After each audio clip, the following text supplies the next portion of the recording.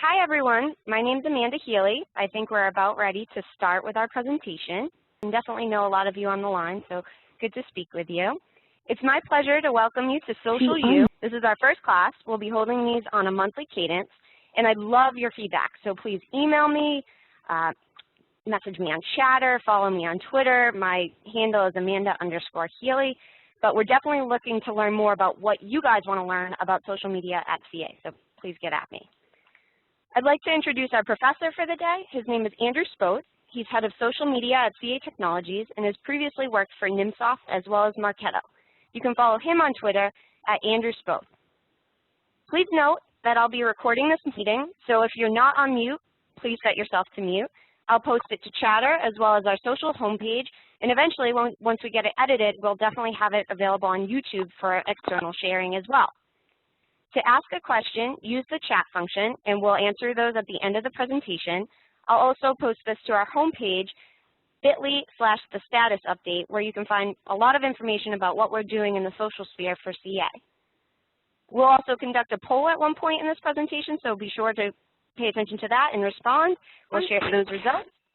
And just a friendly reminder to add us on Twitter, fan us on Facebook, we're on Google+, we've got a YouTube page, so definitely check us out on all those social mediums. And without further ado, here's Andrew Spoth.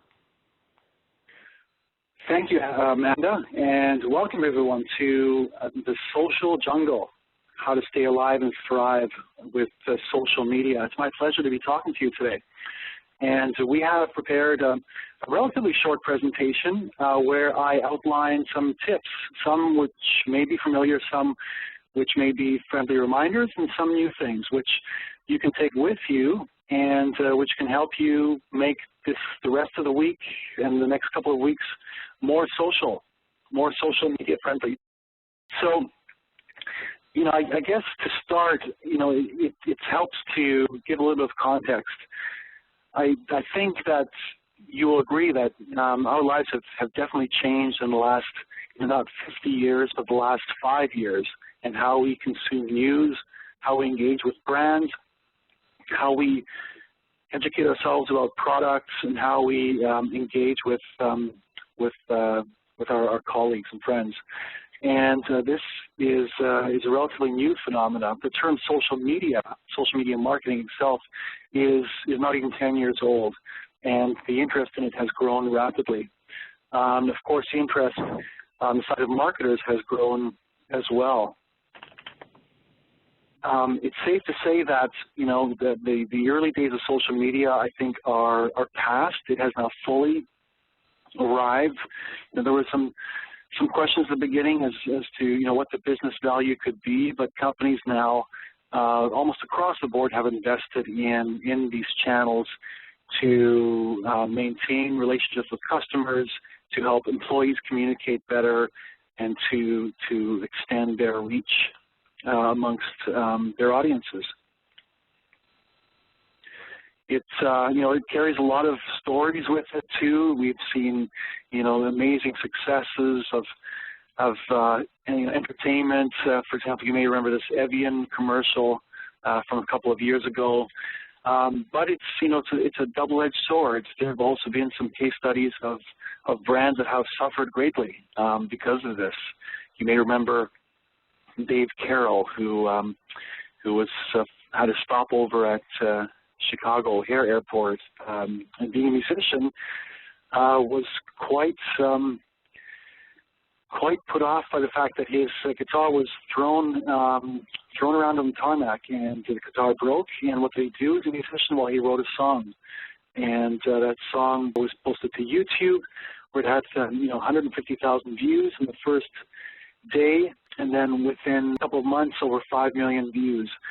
So this is something which brands are taking seriously, and which you know, presents both opportunities but also very serious rules of engagement for brands and for individuals. And the question is as well, you know, what does this mean in a B2B context, where, for example, you know, you have smaller audiences, you know, different market segments. And then there's also the question, you know, what should we even be posting as individuals, you know, or brands? I love the part of this flow chart here. The question, is it boring? And posted to LinkedIn. And I think each of us probably has our own mind map here of which channels we work with. And of course, now we're adding new ones, things like Pinterest and so on. So where do we start?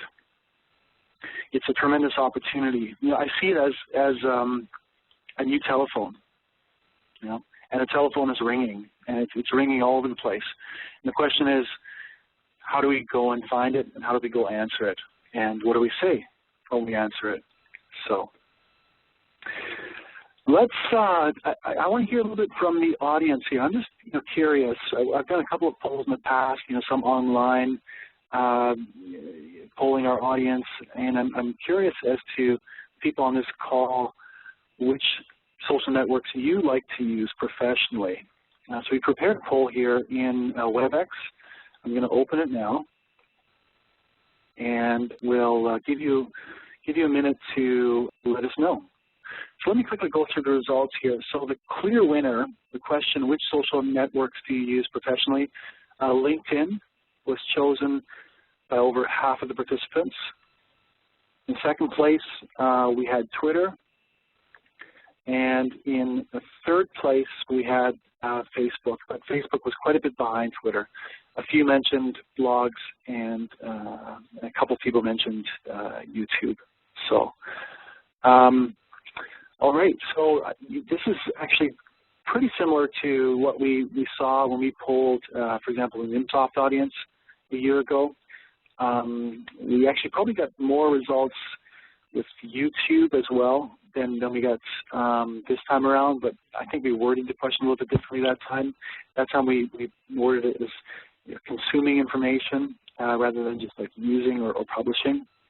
So yeah, LinkedIn is definitely a clear win, and I'm actually going to touch on a couple of LinkedIn's new features today because they are definitely making strides.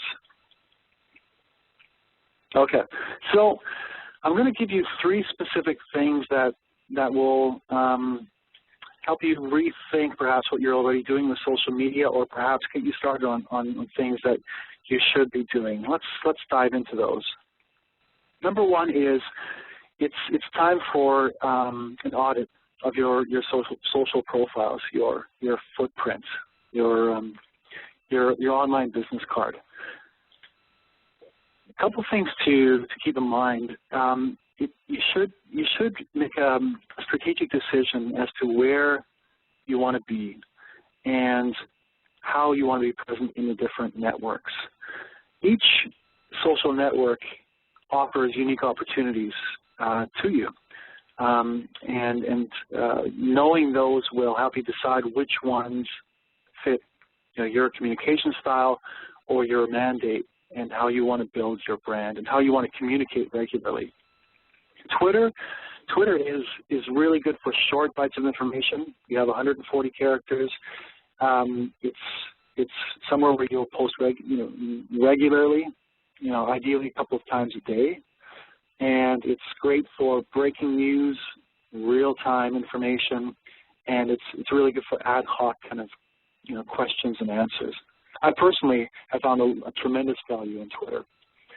LinkedIn is very, very well known, of course. It has evolved over the last couple of years, but they've brought in some elements of Facebook and Twitter into it. It is, because it is by definition a professional social network, it is one of the best places to position yourself as an industry, as somebody who's connected in the industry, and as a thought leader. YouTube is, although most of us probably don't publish to YouTube, it is the best place to convey complex information, in a video format.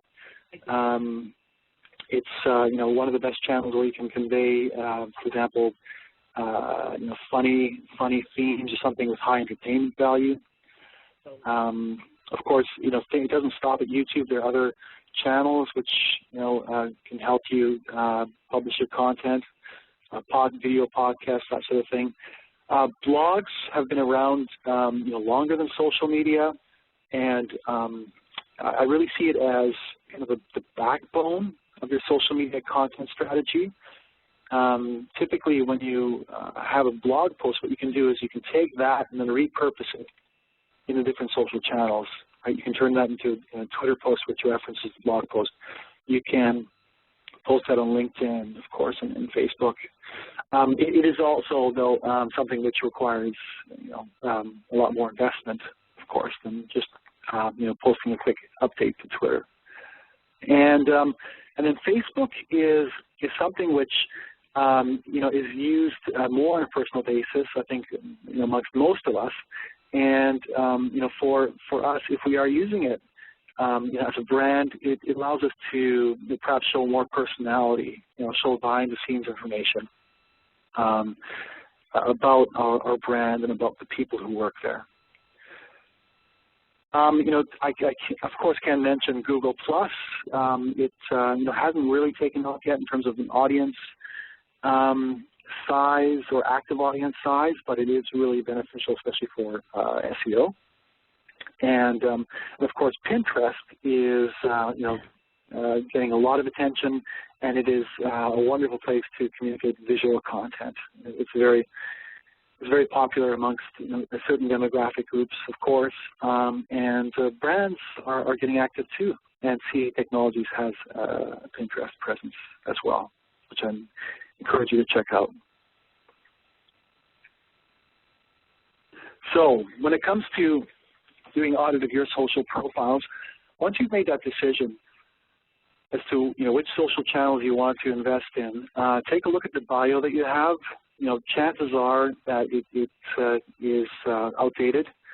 It helps to have a consistent photo across the different channels because you want people to recognize you when they see you in a different network. And the photo is one of the easiest ways, of course, to have that happen. So that's just a quick thing to check off. Link between your profiles. Many people forget that. So I would decide on if you can link to each of your social channels in a given channel, do that, or decide which is your home base, and then link to that. For example, in my case, I'm most active on Twitter. So if I am kind of cross-linking, I will I only have one social network I want to reference.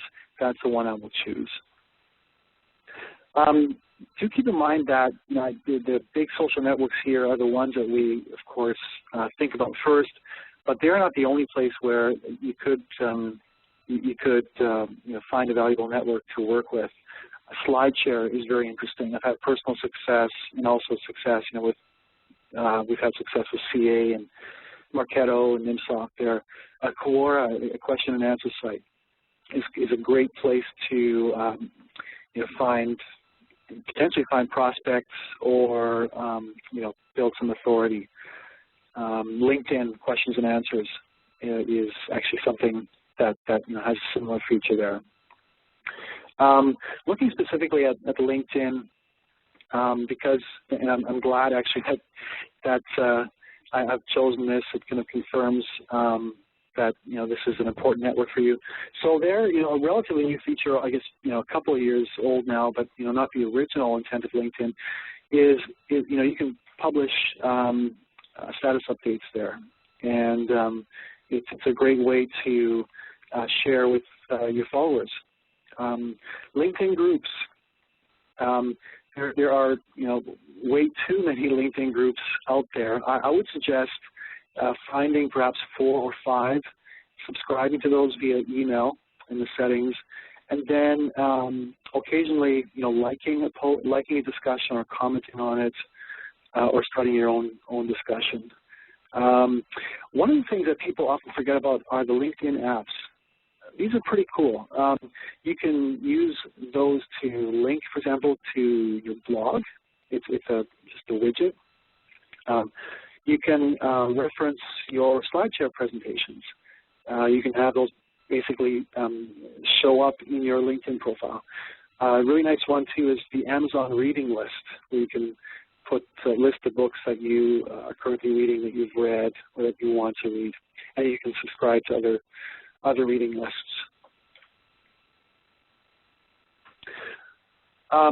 You probably have noticed a new feature on LinkedIn called endorsements.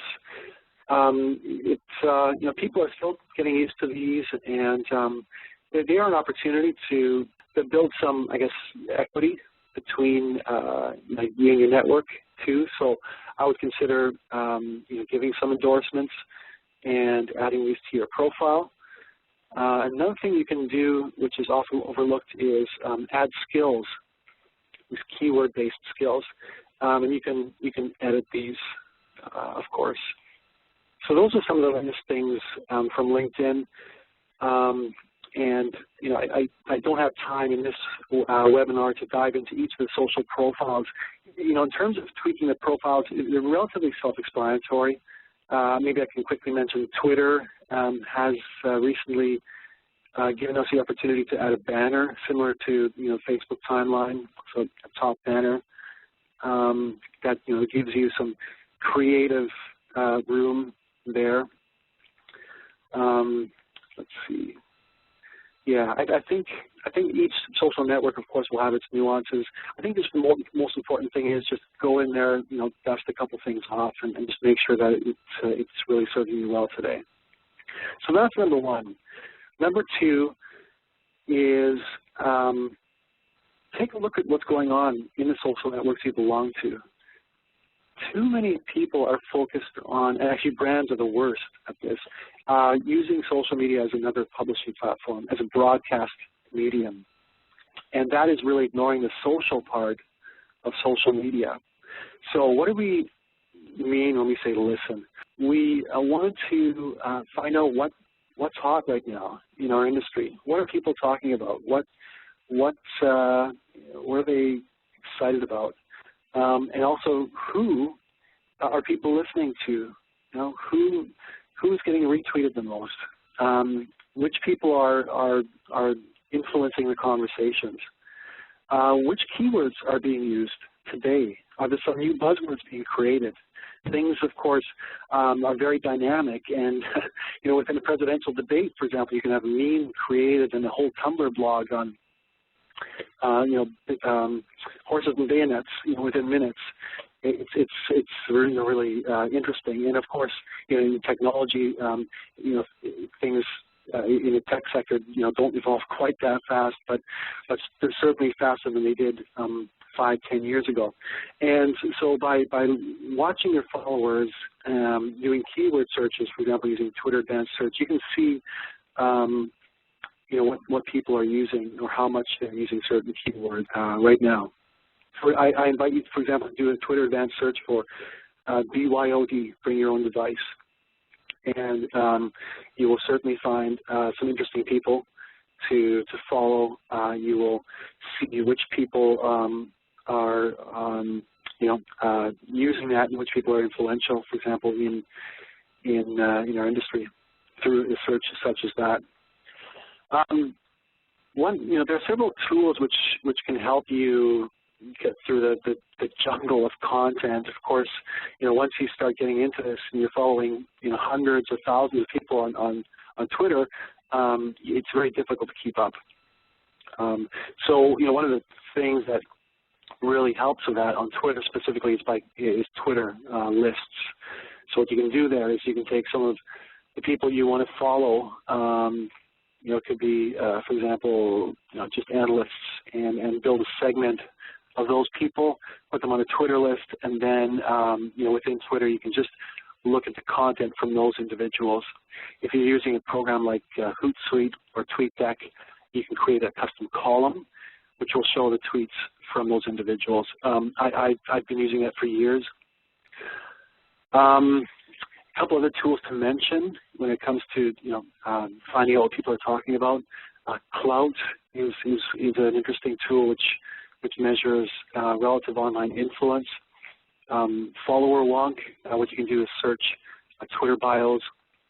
There's a tool called Cred, actually, which I'll reference in a second, which is similar to Klout, which allows you to see how you are influencing your followers. The information you get from social media is actually tremendously valuable for a brand. For example, we use information, this big data, to look at what our competitors are working on. And we're looking at industry trends. We have people talking about our brand. We get about 1,000 mentions every week, and we watch that closely. For people, for customers, for example, having a concern about a product, to somebody praising it, and we also look at who the influencers are, which publishers are talking about the things that matter to us, and so on. And we use tools like Hootsuite and Google Alerts and Radian6 for that. Okay, so number 2 was listen, and this is obviously an ongoing thing. And then once we've set that foundation, the third thing is to get active. I understand we did a recent poll here internally on our Chatter usage. That's our internal social network, of course, and I believe 63% said that they do use Chatter, but most use it to consume information and not to publish or to engage. And I remember myself looking back a few years ago, and thinking, gosh, I don't know if I want to publish a blog post or put something out there. What if somebody sees it, and what if there's a mistake in it? But truly, I think things have changed. Now that the expectation is anybody can participate online, and it is good for us to do so. Our lives are now partially online, and also in a business setting. So we need to get involved. There are many different ways to do this. The first one is to connect with people. So follow them, or subscribe to somebody's YouTube channel, or like a branded page, or add something to one of your circles. So that's the first thing. And of course, the hope there is that they will then follow you back and you're building that connection. Another way, which is often overlooked, is comments on what people are writing, blog posts. You're probably reading these blog posts anyway and have a certain thought. It'll probably take you 2 minutes to write a comment. And, often there'll only be like maybe half a dozen comments on a blog post, maybe less. For the author, it's a tremendous thing to see that you cared about that content and that you have some thoughts about it. So give your input. Don't push your products or link back to your blog right away. I would, first couple of comments, I would just talk about the content in that article. Maybe give your perspective, and then over time, if that that author starts to recognize you, of course, then you can start to open up and say, oh, I've also got a blog, and perhaps your readers would be interested in that, or I have an article which talks about this issue, and you can reference that. So it's a great opportunity to share your expertise. So each of the social networks has ways for you to engage. Pretty straightforward. On Twitter, it's retweet, but take it to the next level. Don't just retweet. Add a comment when you're retweeting. Do what we call an old-fashioned retweet, where you can change the text within that tweet and add to it. Simple things like totally agree, or wow, I'm surprised to see this. For example, there was a story which I saw this morning. One of the people I follow posted that Adobe rang the bell at the NASDAQ this morning. And so I took a look at that and did some quick research. And the reason is Adobe turned 30 this year. So I basically retweeted her post and just added that, saying, Adobe turned 30. Wow. Because I can actually remember when Adobe just started out. It was the early days of computing. So that was my own commentary. So that that's a suggestion I have for Twitter. Of course, Facebook and LinkedIn, those social networks give you the capability to share content, to comment on it, to like it. So that engage that way. And then also, a great way to get responses is actually ask for help, ask for questions, or do a poll, or ask, like, do you agree, yes, no. Why does this work well on social media? Well, everybody's trying to build their brand and add their 2 cents, or most people are. And so by tapping into that motivation, you can help yourself as well. So here's an example, like when LinkedIn launched the iPad app, we just put it out there. Said, has anybody tried it? And we got a couple of responses, and I was quite surprised, like right away. We also put out a call for bloggers a few months ago, and a very good response. So tremendous opportunity and often overlooked. Let's ask questions. A lot of this is really actually just being ourselves, frankly, and kind of getting rid of that barrier to being good conversationalists. And you've probably heard this before, the cocktail party metaphor, but really that I find it as a guidance to how we can do well in social media. If you have somebody standing in the corner, basically, with a megaphone and yelling about how great they are, or why everybody should listen to them, people will turn around and look for a little bit, but they'll be slightly annoyed, and they're going to be more interested in the conversations going right around them, unless it's something really striking and really important.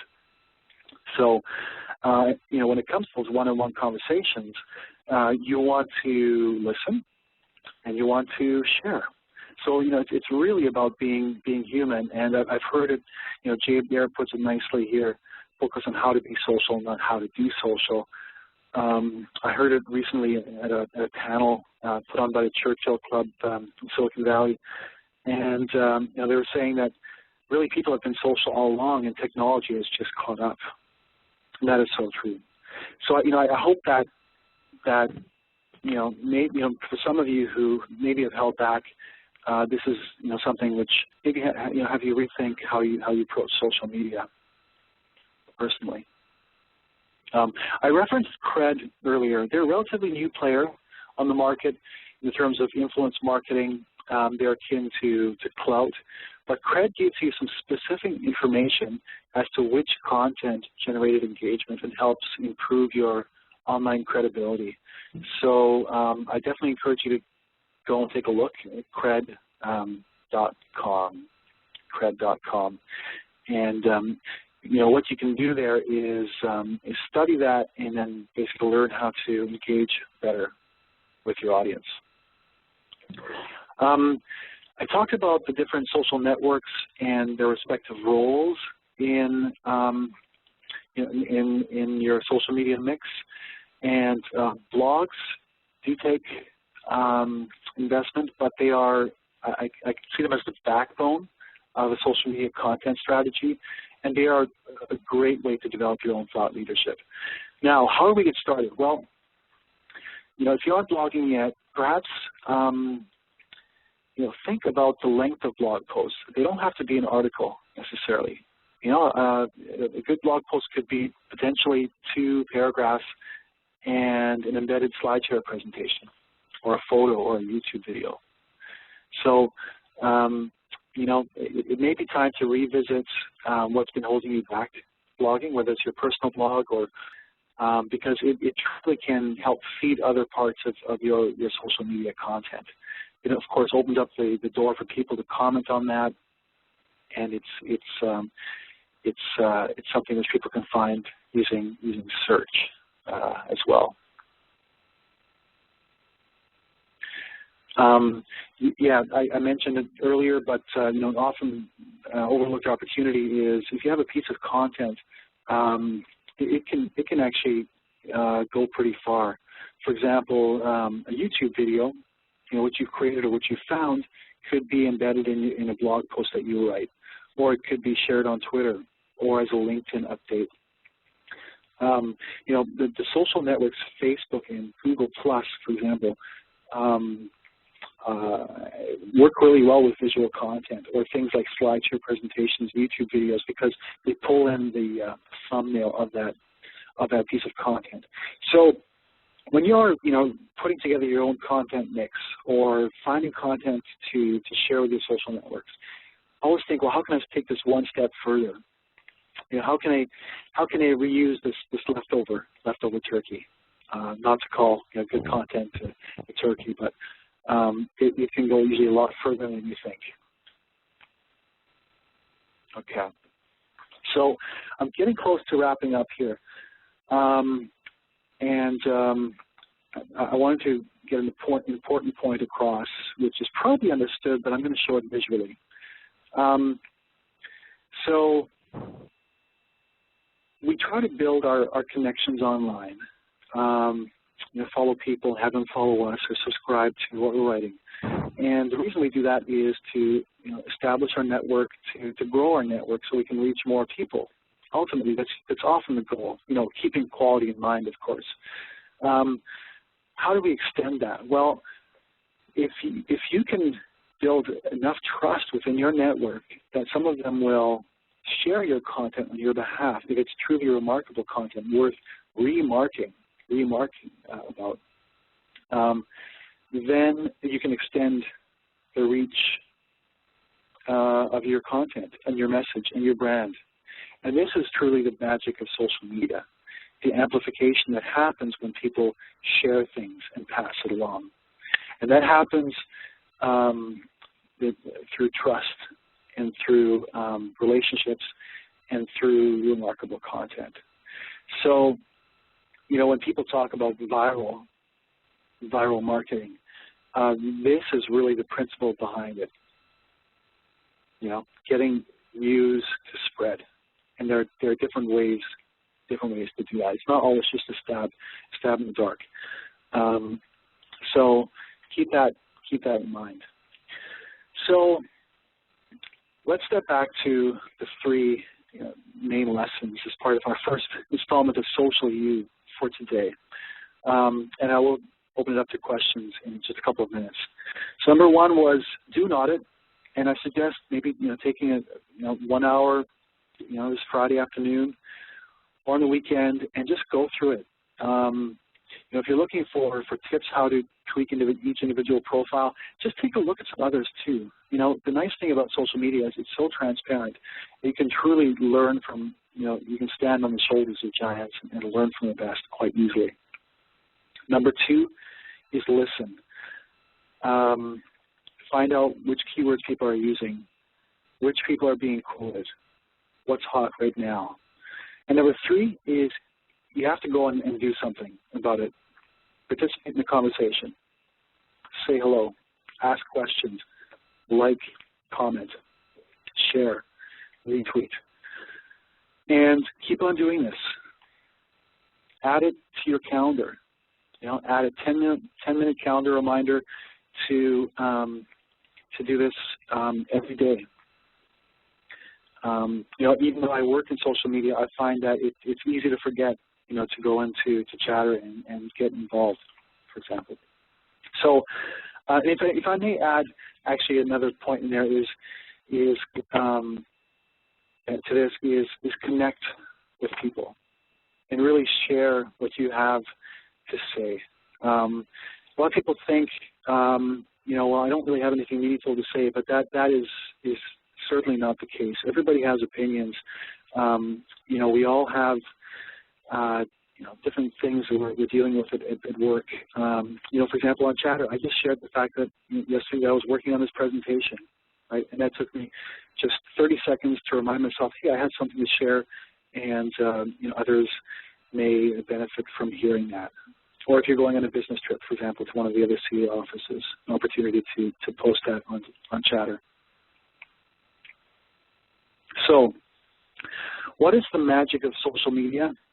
I think if I can help dispel that with this presentation, that'll be a big win. I think the way I like to describe it is, know your audience, what they'll find remarkable, what they're going to find really interesting and worth sharing. know who in your audience has the potential to spread your message far and wide, if it catches their attention, and then just go for it and do it again and again. And that's really the magic of social media. And